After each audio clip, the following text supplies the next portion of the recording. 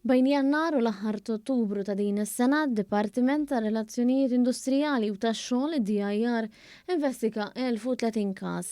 Dan ifisser li hemm il fuq minn 3400 ħaddiem li kellhom xi tip ta' tilwima fuq il-post tax-xogħol.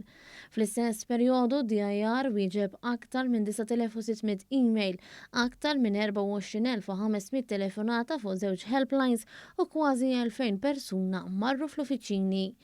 Dan tħabbar mis-Segretarju Parlamentari għad Dialogu Soċjali Endi Ellul waqt il-konferenza bit-tema Malta, ċertezza u stabilità u li matula elenka numru ta' miżuri tal-budget tas-sena d-dieħla kif ukoll ix-xogħol li sar fl-aħħar sena. Saħħaħna is-support services b'żewġ helplines u qed isir ukoll renovar ta' post prominenti fil-Belt Valletta, propju għalhekk in-nies jersqu f'dan id-dipartiment għax joffri servizz tajjeb. Però mhux biss dan id-dipartiment qiegħed hemm ukoll għal min iħaddem biex kifet anke fil-diskors tiegħi min iħaddem issa jista' jersaq lejn id-DIR biex hu jkun jista' wkoll jirregola l-pożizzjoni tiegħu jekk ikollu xi nuqqasijiet. Ħidmet il-Gvern fix-xhur li ġejjin se tkun ifukata wkoll biex jiġu indirizzati n-numru ta' liġijiet li jirregolaw setturi tax-xogħol differenti li wħud minnhom ilhom fis-seħħ 60 sena u li m'għadhomx japplikaw għas-soċjetà tal-lum.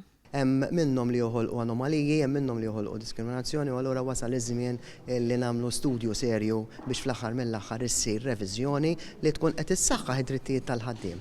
Kif ukoll tgħin lil min iħaddem għax kienu huma stess li resqu għandna u talbu li jkun hemm ċertezza legali f'ċertu oqsma. Is-Segretarju Parlamentari qal li miżura oħra li ġiet implementata hija dik li impjegati mal-kuntratturi li jipprovdu xogħol lis-settur pubbliku jitħallsu doppju għas-sigħat ta' xogħol li jaħdmu fil-ħdud.